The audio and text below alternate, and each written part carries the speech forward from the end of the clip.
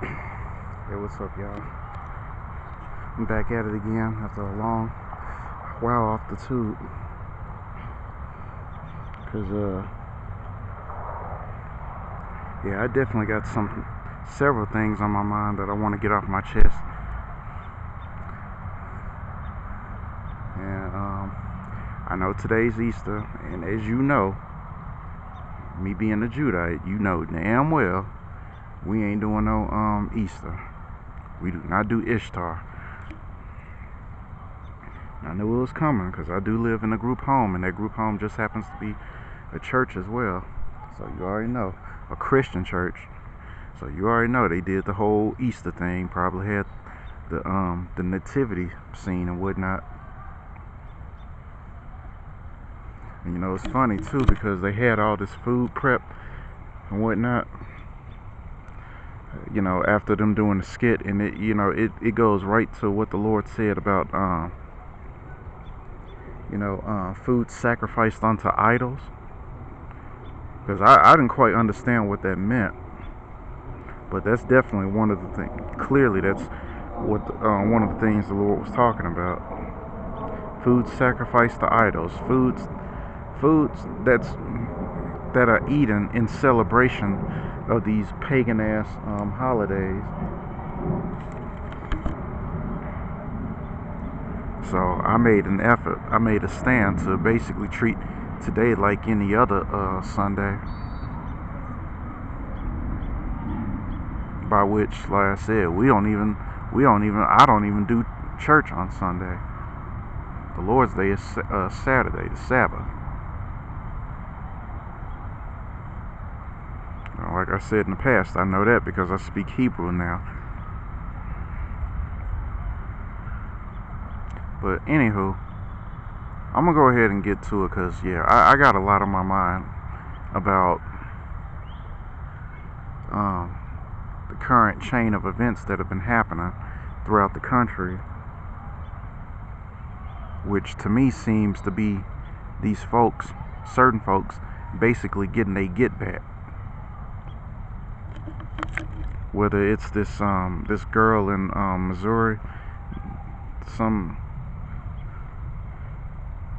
trashy American bitch named Kaylee, who got into it with this so-called African American girl, and how they got into it, and the end result of that,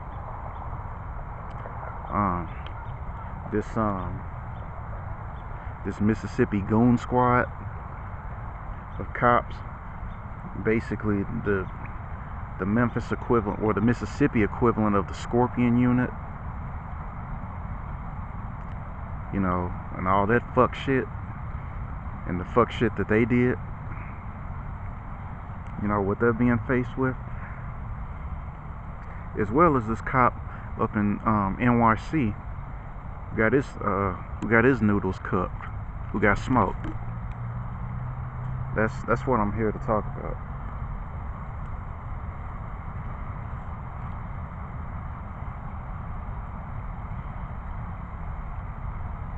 See,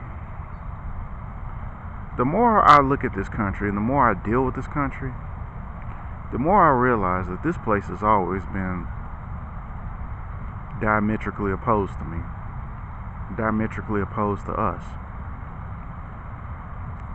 And the simple reason being is because these motherfuckers are evil. And yet these are supposed to be our so-called countrymen. But how much patriotism have they shown towards us? Like, we're all one country, right? Y'all forgive me, there's a soccer game going on in the background.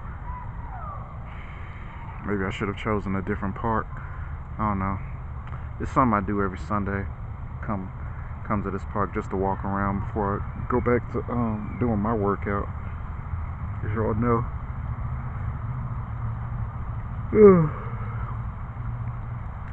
But let me labor not too long and just basically, because I'm trying to get to the point. Let's talk about this Kaylee bitch, right? And what that bullshit was all about. Apparently, that was all about. I guess you can say, some all-American girl who was jealous of the so-called black girl, because because you would think at face value it was just some hood booger fight where the poor innocent white girl got bashed and beaten and by the brute savage. The narrative would have you to believe that, though, right? It would.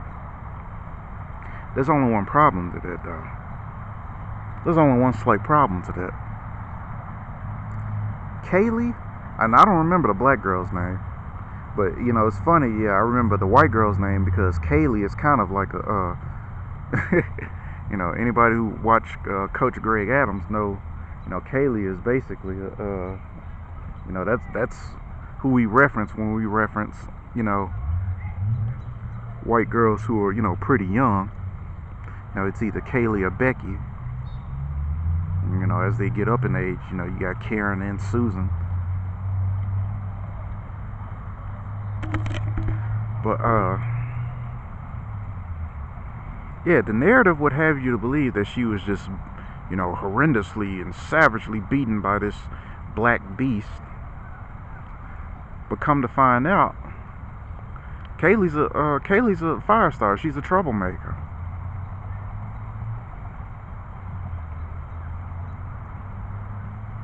Now she called herself having a black boyfriend. So yeah, she one of them types. And growing up in Memphis, I can't tell you how many times I've run into her types. Maybe not necessarily violent though, like her, but the kind who would like be a racist, but be like a liberal racist. Like, I'm cool with black people, I'm friends with black people as long as they're beneath me. That type of cunt, right? As long as they're beneath me, I can be cool with black people all day. They're basically like my little niglet slaves, basically.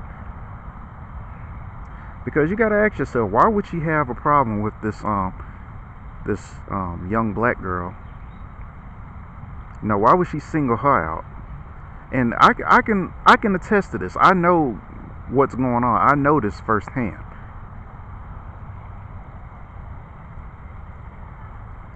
Because again, when you really peel back the layers of this country, you will find, and this is why, as a black man, as a brother or a sister, you got a war to fight on two different fronts. Not only do you have to deal with Section 8 Keisha and all the hood booker bullshit that goes on in that community, in that rat community, but you got to deal with jealous ass folks.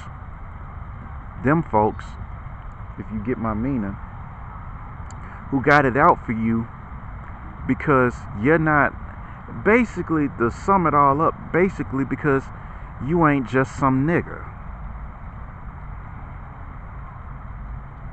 They envy you and they are jealous of you because you're not living up to the classic stereotype of a nigga.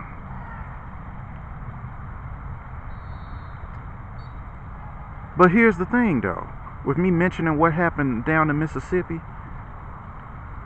even if you was a nigga, you still getting it. Because look what happened to them brothers down in Mississippi by that goon squad. And I'm not saying that they just some old niggas. I mean, I don't know them enough to claim that. But my point is, you're damned if you do and you're damned if you don't. But I'm here to tell you that the black folks who get the most opposition and resistance aren't Pookie and Ray Ray, aren't Keisha.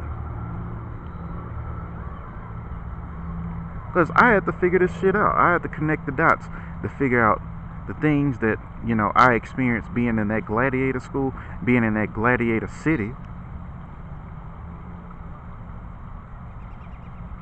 And, like I said, my trials and tribulations,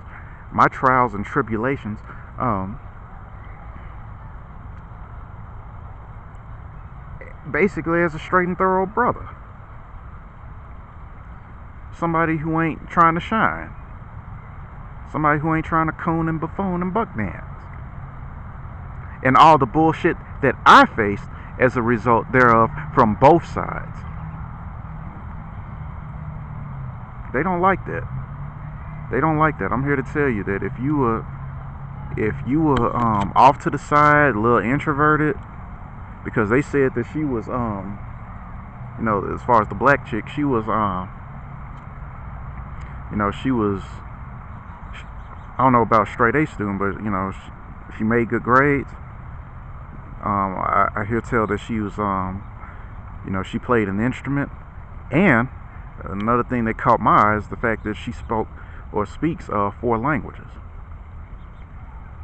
at her age. Because I hear tell she's no older than like 15, 16. I mean, 16 years old, already speak 4 languages.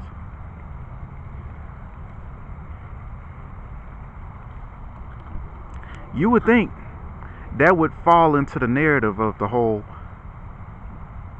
pull yourself by your bootstraps, being a contributing member of society, right? Not this society. Oh no, not this society. Oh no. No, that's too much like right, especially for a nigger gal. That's too much like right for this country. And that's why, and I'm here to tell you, that's why she was targeted. She was targeted for being anything and everything short of a classic stereotypical nigger. And I don't want to hear it. They say that, oh well, race doesn't play a role because the white girl Kaylee had black friends, including, not to mention, a black boyfriend, and that the black girl had white friends. But the whole of America ain't looking at it like this, because I see what America has said about this. They're basically saying that this shouldn't have ever happened to her, even though she was the perpetrator. And I'm here to tell you something. White America. Not that you care, but this type of bullshit happens all the time in the ghetto. Those kind of fights, I mean, have you ever heard of World Star?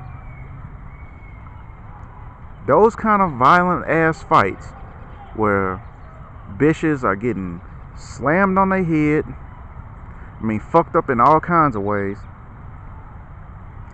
that makes basically an MMA bout look civil. That kind of shit happens in the hood all the time. So if she stepped up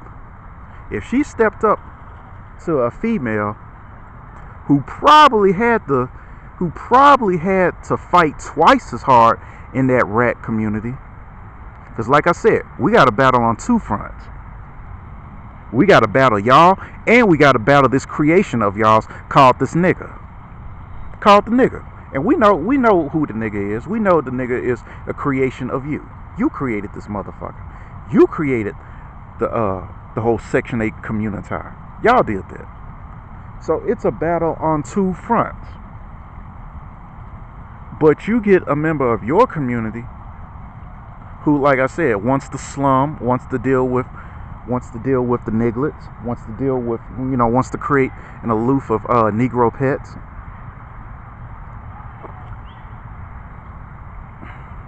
And she's going around fucking